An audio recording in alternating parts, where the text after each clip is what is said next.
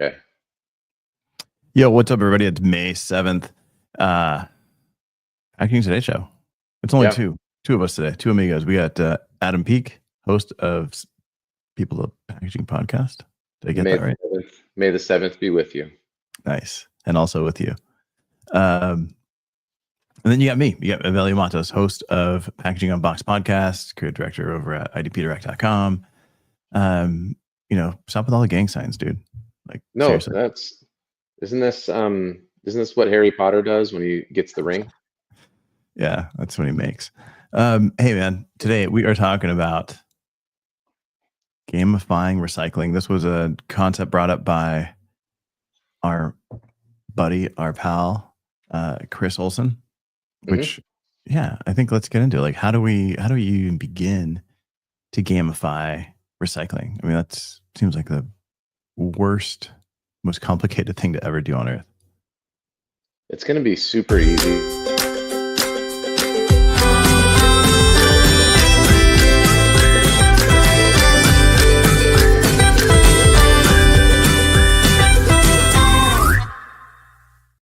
Drop it in the bin, and then voila. Slam dunk. Perfect game. Done. Yeah. Yeah. Points all around. All right. So let's talk about this. Like, if you're going to gamify recycling, like, why? What's up, Chris? How you doing? This is a good idea. I think this is a good conversation. Let's kind of get into it. Like, what has to happen to begin gamifying? And I guess why would you do that? I mean, because you got to encourage action with people. And so I think there's the recycling is really only going to work from a residential perspective, I think, if people want to do it. So we have a lot of problems with it because you have to pay to recycle. So it's based purely on altruism. And I think that's a bad strategy. It hasn't really worked. So gamification isn't the only way, but I think it's a fun way to do it because, people like to win. They like games. They like, look at the App Store, right? It's just filled with people mindlessly playing games. So it's human behavior. Yeah. Well, you know what else is human behavior? Cheating. So the question here is, like, if you do gamify recycling, how is somebody going to cheat? Yeah. How are they going to try to get ahead? Well, let me tell you a story, Evelio. Come on in close, everybody. Come on in close. So, a friend of mine in like the mid 2000s was a touring like slam poet hip hop artist from Arkansas, and that's where they all come from. And there was a Wendy's promo where you could collect Wendy's cups and turn them in to get points for an airline. Well, Dan is touring during this time, and he would go dumpster dive at Wendy's, and he would collect all these cups, and he ended up, kind of, I guess it's not really cheating, but he just found a way to very quickly pay for multiple round trip flights through dumpster diving, which was not the intent. Wendy's is obviously not just trying to collect their trash; they're trying to drive people to buy their soft drinks. And so they had to quickly shut that down because lots of people figured this out, and they started to have some problems with dumpster divers. So you have to think through the whole thing, but we're not going to solve the gamification of recycling today. But I do think it's a fun and interesting idea. Okay, so then how do you begin? What do you need for gamification? Like, I think you need data, right? You need to be able to collect the information so they can like track X to Adam. Like, Adam did this, right? So like, what would be ways that you could track data? Like, forget the system we have now. Like, how do we rebuild the system to build it for this purpose?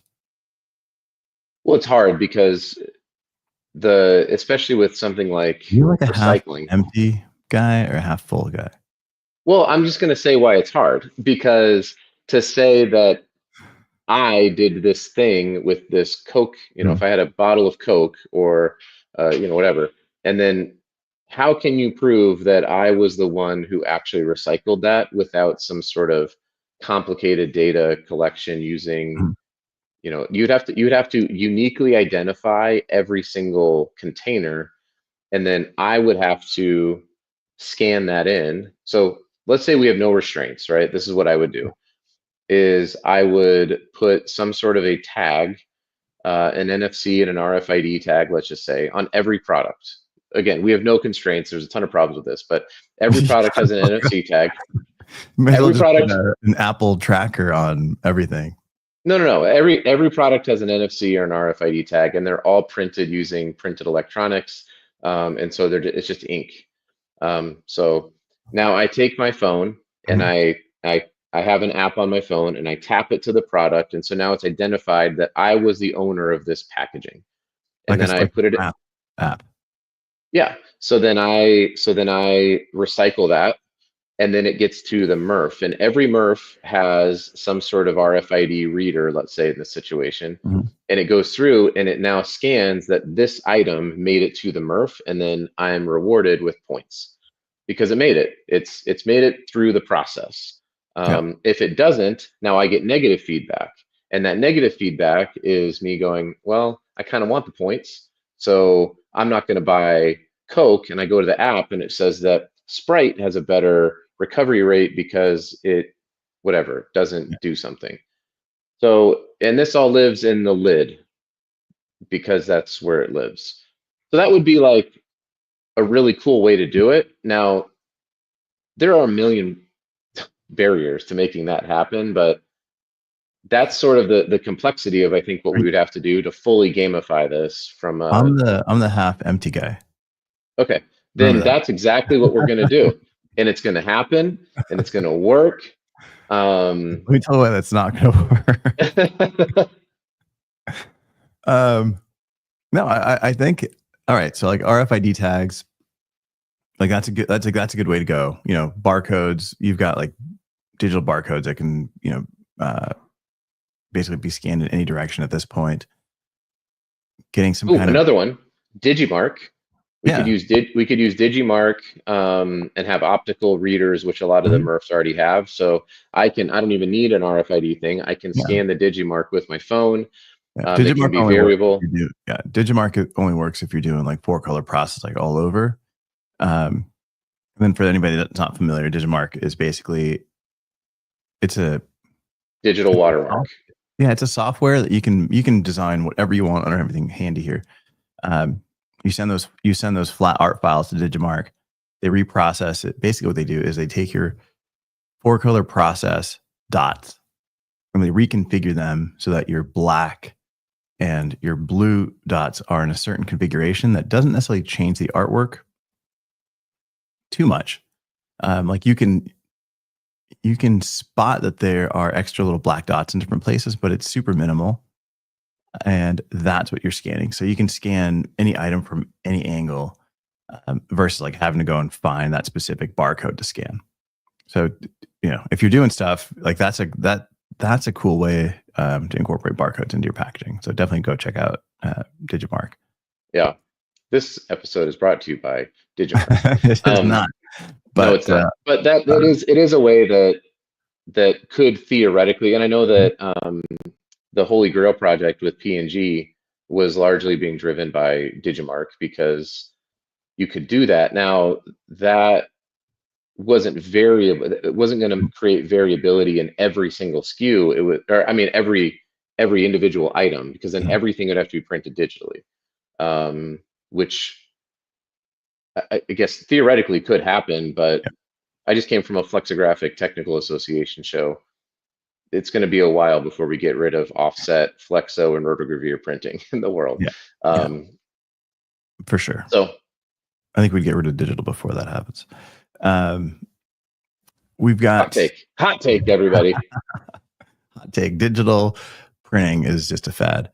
Um, All right, so you got RFIDs, you got barcode scanning, you've got that data collection on the front end. Then you've got to, like it would be great to be able to track how much, whether it's monthly or annually, the amount of weight that you're actually getting recycled and the different materials, right? So if you're just putting in like big Tide bottles and it's taking a lot of volume versus someone that's doing a ton of aluminum foil, aluminum cans, maybe there's different levels, right? And what is the product that you're putting in that has the higher value, so that when you do go to the store, you might make a decision to buy something that comes in something that's a little bit more recyclable and has a higher material value.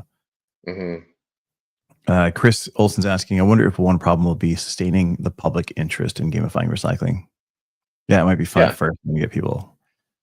Yeah, It'd be kind of like this show. Kind of like what? Kind of like this show. People got excited at the beginning and then like they're It's gonna go with Pokemon Go. I think that we should start small, and I think that we should have it only for something that's easy, which is aluminum, and we call it only cans. And this app, it's only for can recycling, and that's as far as I've gotten so far. Okay. Well, all right. So if we think about gamification, there's some kind of reward system at the end of this. There's already a reward system that exists for aluminum cans, right? Which is the return. You can get 10 cents a can or 5 cents a can, depending where you are. Mm-hmm. And that's already created a ton of cheating. I mean, we just had somebody arrested here, I think in the last year, that had a semi truck full of cans they were bringing from, I think, like New Mexico, and they were taking it to California. Like, who knew it's illegal to move aluminum, trash from one state to another to collect the returns? Yeah, that's not really cheating. That's just like somebody trying to make it. I mean, obviously it's illegal, which I didn't know, but I wouldn't say like, oh, that's cheating. That's like, I don't know. I think it's probably bad business. I mean, the ROI on that can't be all that great, right? You still got to rent a truck, you still got to fill it up, you still got to drive it, you got to go unload it. Like, You but can get a U-Haul for like $19, like brought to you by U-Haul. No, yeah. but like, you didn't know it was illegal? No.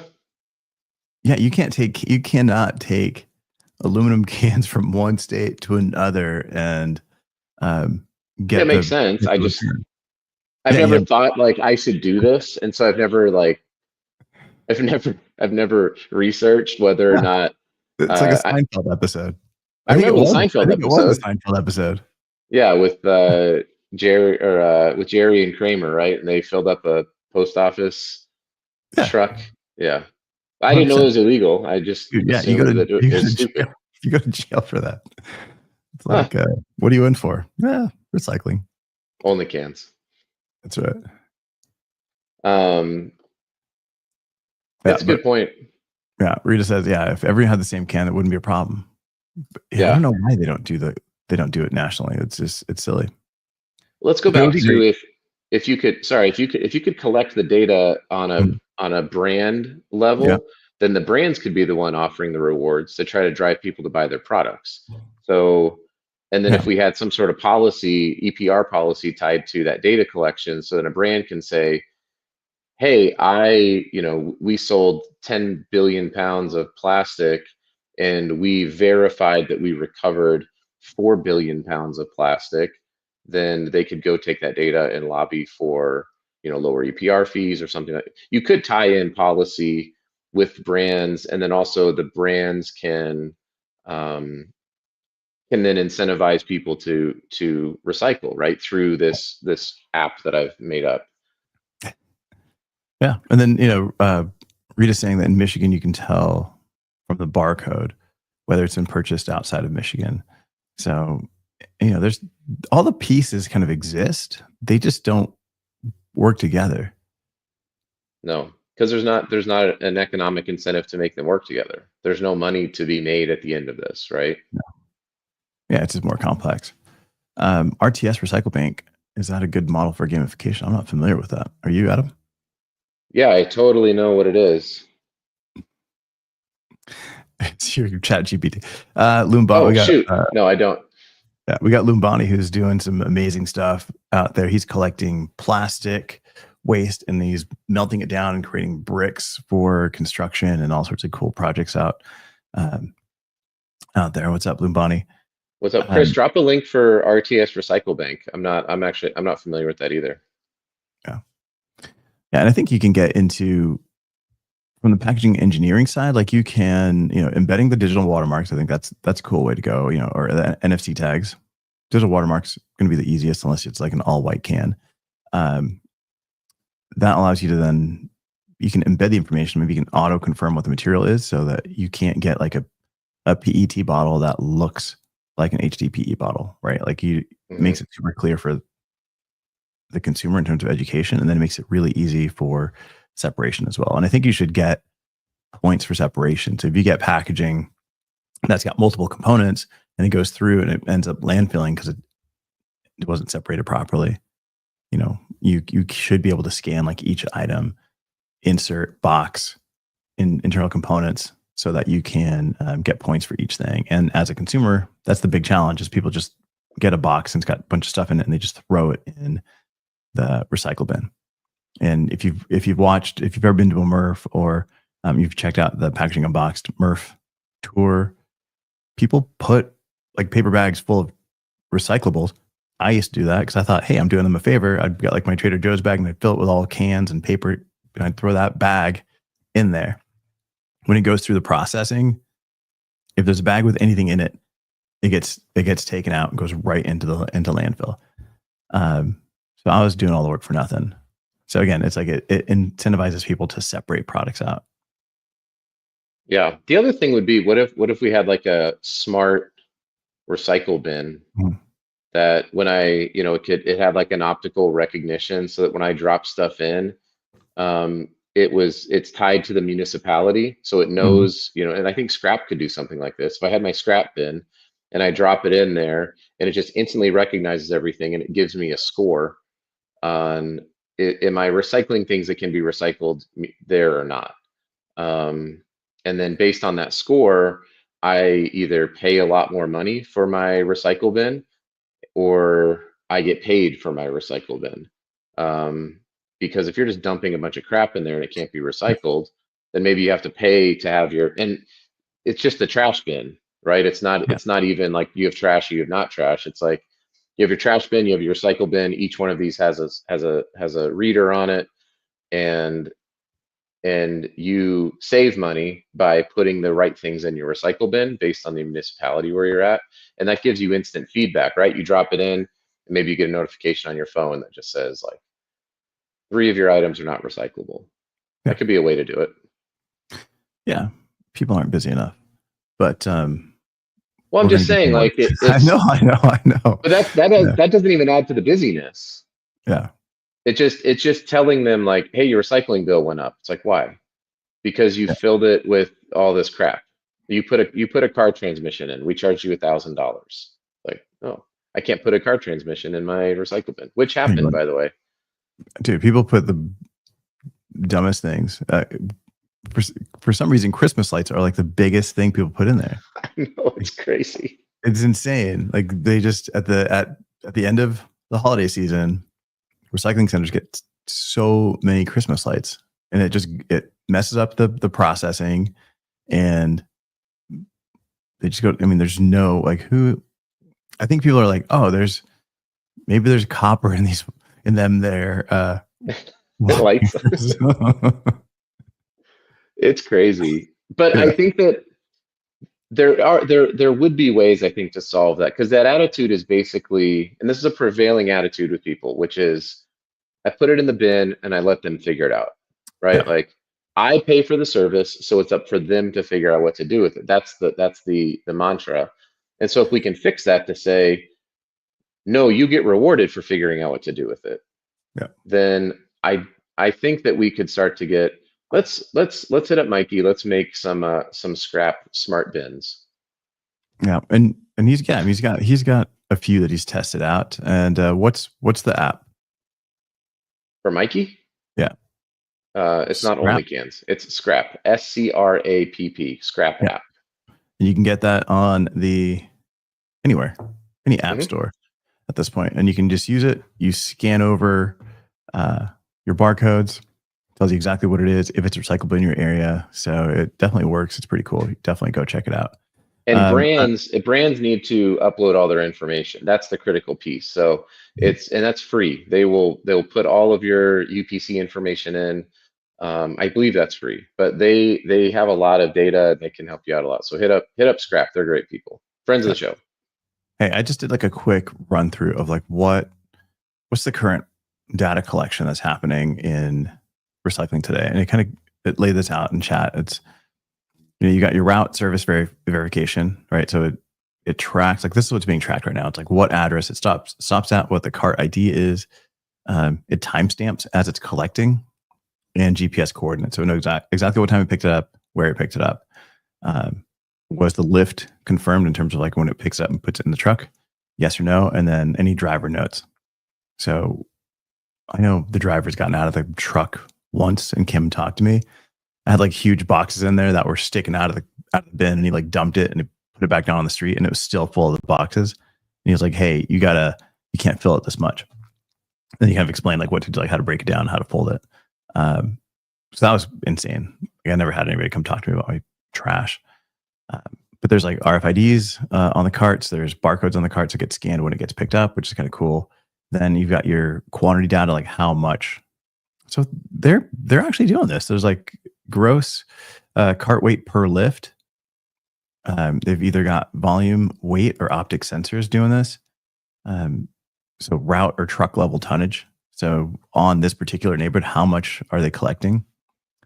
I don't know what they're doing with all of that stuff. And then they've got fill sensor ping. So as it fills, it kind of tells them like when it's full. Hydraulic lift arm scale. So there's a scale attached to the lift and the RFID, which is then kind of tracking this. This is happening in Grand Rapids. Uh, so like they're doing a bunch of the things in terms of collecting data. They're just not, again, they're just not bringing it together. Um, they've got AI contamination flags, so they can tell pizza box whether it's bagged recyclables, items that can tangle it. So rope, hoses, the type of stuff that people put in there. And they've got a computed purity score per lift per route. So as it's dropping it in there, it's telling you how much garbage a particular address is putting into the bin. Like this is all this is everything that we're talking about, which is insane. That's pretty wild. Yeah, and then nothing happens. So like waste management and the recycling partnership, like those guys do truck mounted camera systems. They've got a third eye contamination detection in the truck. And they've got set out rates, how many households are actually putting the trash can out every week, participation rate, capture rate, what percentage of recyclables are being collected. So like as an example, my recycling bin that I put out last night is full, and my trash bin is like a quarter, empty. So they should be able to see how much trash versus recyclables I'm putting out to kind of measure the neighborhood. I don't know what you would do with that stuff. And then downstream, you've got like the type of material that's coming in, PET, HDPE, OCC, et cetera, bale purity and throughout percentage, moisture and density. So that's everything that happens on the separation line. And then they track all like the fleet and ESG extras. So fuel burn, route time, and then GHG per ton collected. So how much carbon is every truckload essentially costing, so that you can measure, is it worth the carbon to collect the crap they're collecting? Hmm. So I mean, it seems like there's plenty of data. I think I understood like Half of it. 50% of the words you just said.